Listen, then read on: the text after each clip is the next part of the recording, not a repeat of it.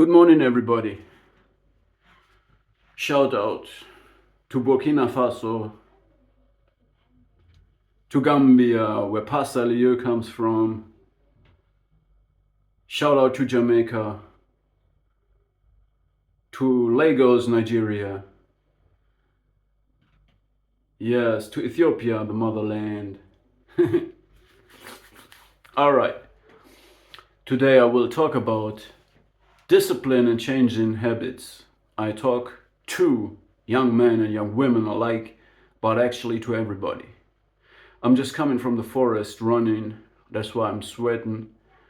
But when you're running, this is a archaic movement that synchronizes your brain sides in a rhythmic pattern, and you get in a lot of oxygen, the good stuff from the forest, right? The clean air.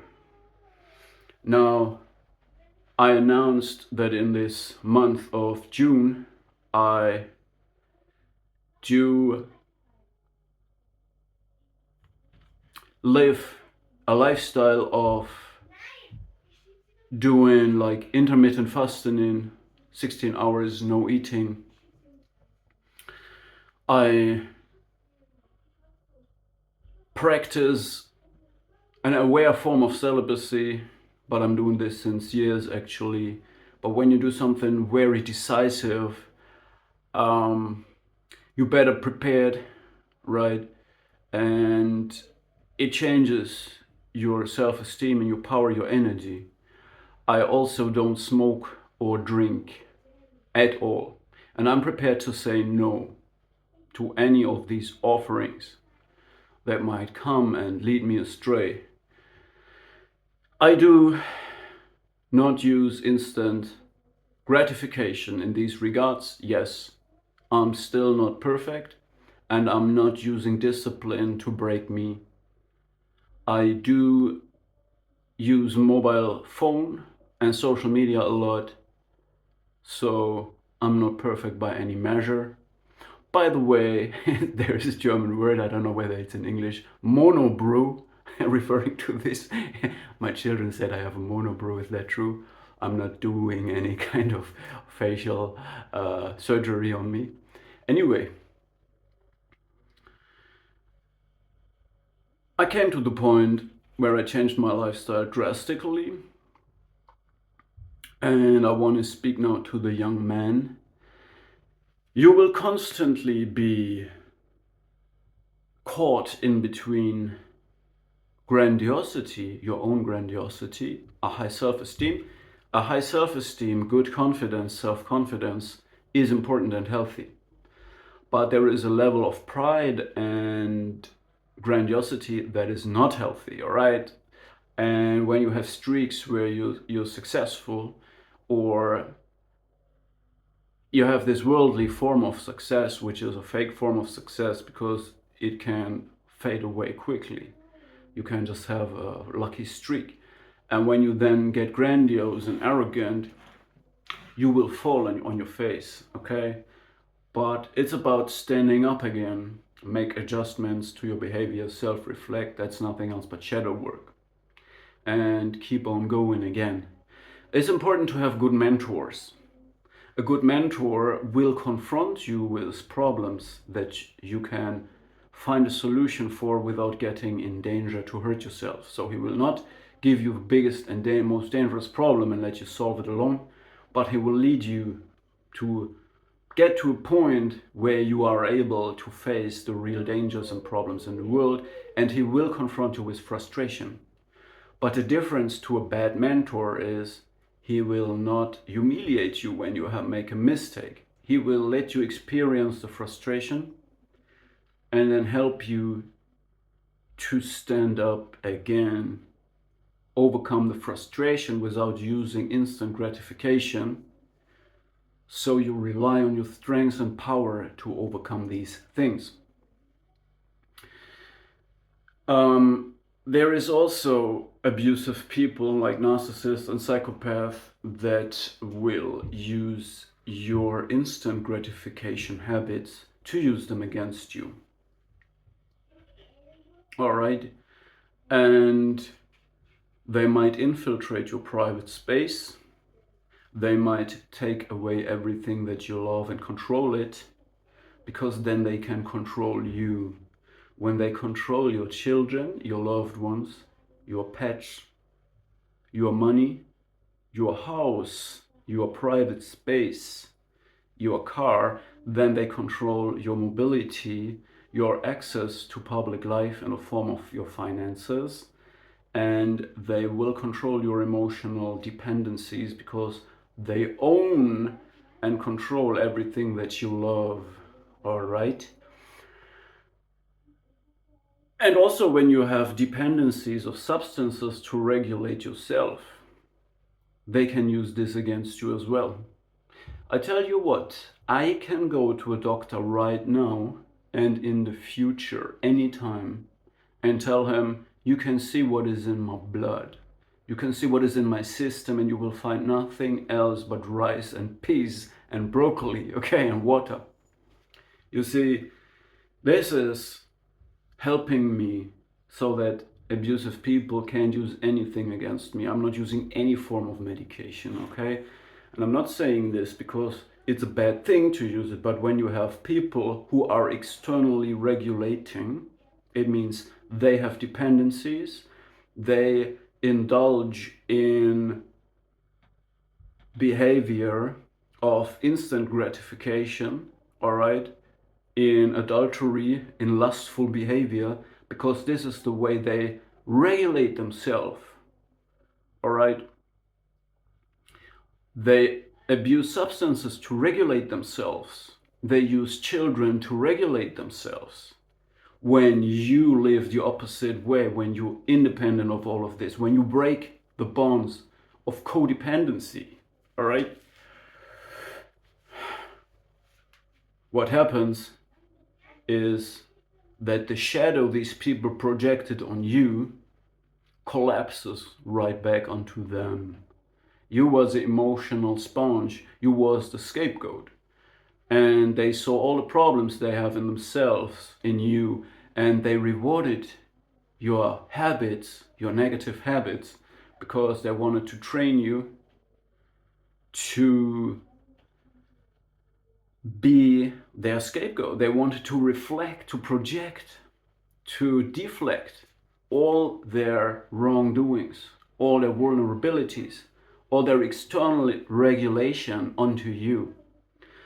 And now you've proven through years of work that none of that is true. All right? And when the last thing you do is making videos, they will say, oh, you use videos to regulate yourself. I'll tell you something. Please let me know in the comments. Does this video help some people out there? Can you extract something for yourself? Right? This is not to regulate myself. All right? And if, then well, if it is just a video that I need to regulate myself, I think it's better than whoremongering and using drugs and substances and children and coercive control, which is to control all these things, to regulate myself, okay? So I think it's better to use a video that encourages other people and help them to break these bonds, right? And I'm not monetizing it. I'm not monetizing my videos, all right?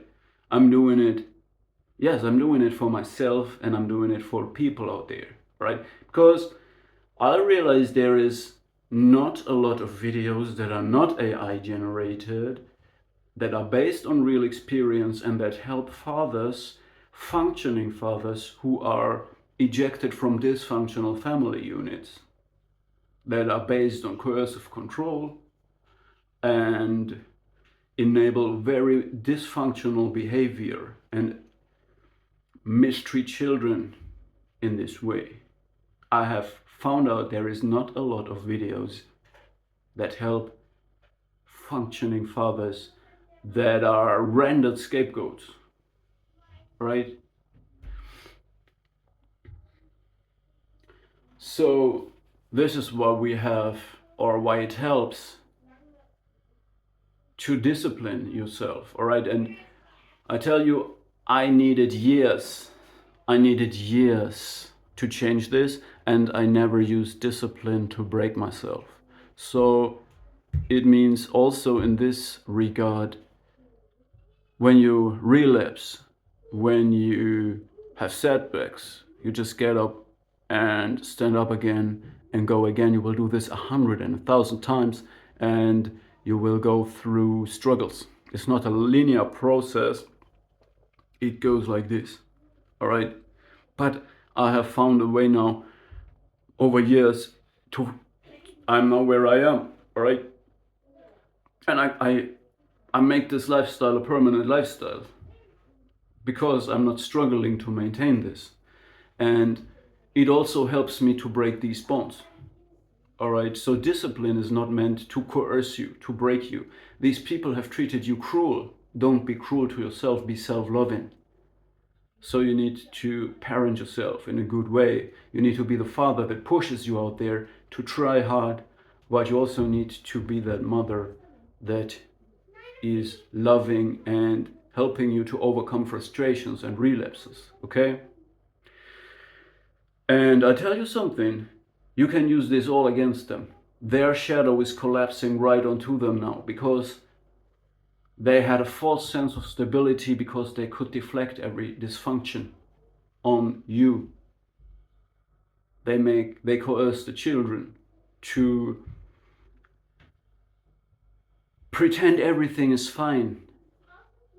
The children are afraid to speak up for themselves. They have to function. Otherwise, these persons are dysregulating. When you confront them with truth, they need to live in a retreated, protected, cult-like shared fantasy based on lustful behavior and drug abuse, substance abuse. And this is the pseudo-mutual family that looks so inviting. All right, these are functional addicts, right? They want to be like that. Some of them, when the mask slips, they show how dysfunctional they are. But this is a big trap, is to try to be functioning, but at the same time addicted to certain forms of instant gratification, and then you have something to hide. You have this shame, all right? And it helps especially people who have, like narcissists, repressed shame, or psychopath, repressed anxiety. These are the control tools. The narcissist tries to control you, projecting shame on you. The psychopath tries to control you, project anxiety on you, because they repress it. They don't feel it. They accumulate it inside their subconsciousness.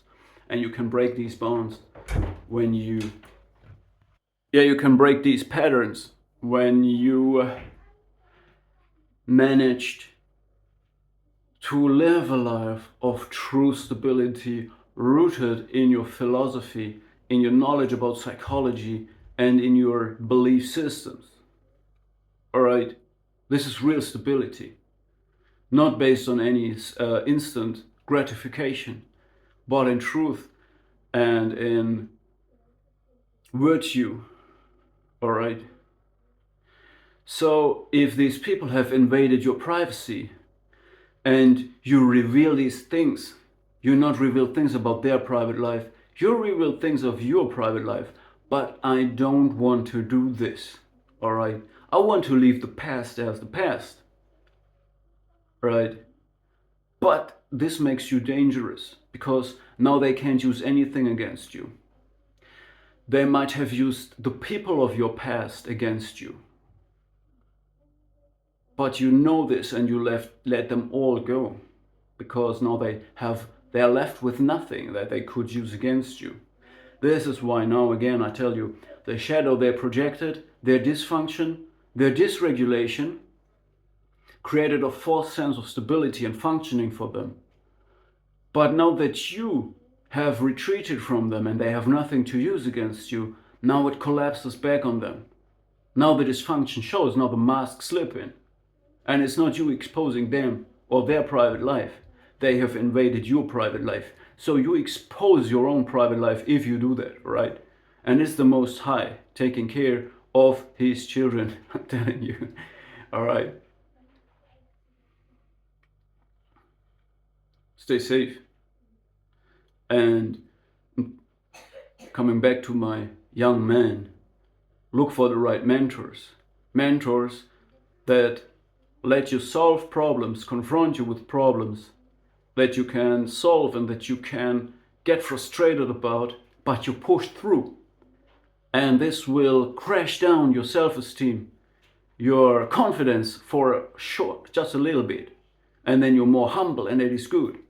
And then you readjust. So you have high self-confidence in the beginning, but your ability and experience is here. But you think your ability is here, and that's why you get frustrated.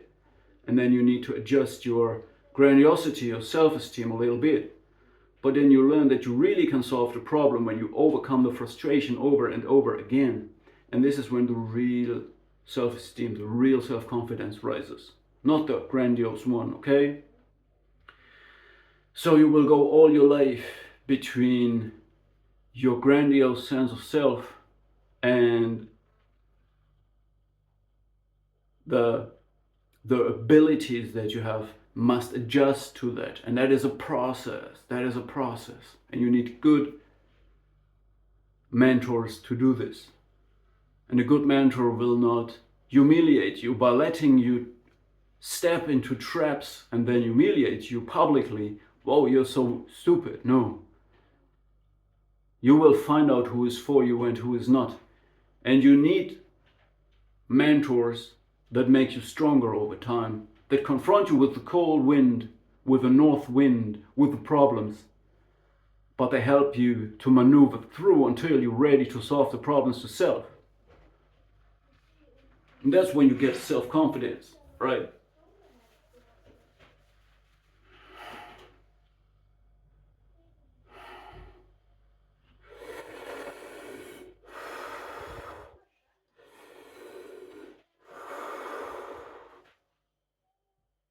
Yeah, that's me. You see, that's me.